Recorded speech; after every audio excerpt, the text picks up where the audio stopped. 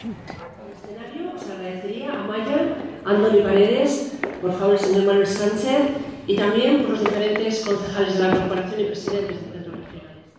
Pero bueno, hoy es un día de agradecimiento también nosotros puntualmente a nuestro ayuntamiento por los 11 años que llevan reconociendo la labor que hacen los centros de Baracaldo. 11 años de reconocimiento, pero es que para mí yo no concibo Baracaldo sin los centros regionales. Los gastos que tenemos y demás. Por otra parte, deciros también, haciendo un poco historia de lo que ha sido Baracaldo, en un principio las gentes con la multiculturalidad. Pues daros a todos los buenos días, agradecer la invitación que desde el equipo de gobierno se ha hecho a los grupos. El sencillo homenaje que acabamos de iniciar es la forma en la que el Ayuntamiento quiere devolveros parte de lo que desde vuestras casas y centros regionales ofrecéis de manera anual a la ciudad.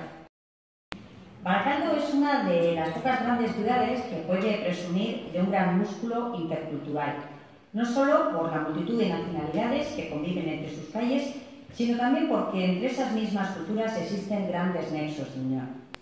Por eso es necesario este homenaje que hago extensible a otras muchas agrupaciones locales, porque el Baracaldo más social y cultural es vasco, pero también tiene una pizca de gallego, de cántabro, de valentino, de salmantino, tiene un pequeño toque andaluz, burgalés, manchego y vallisoletano, tiene un punto zamorano, navarro, extremeño. En definitiva, tiene una parte de todos y cada uno de vosotros y vosotras. Eskerrik asko.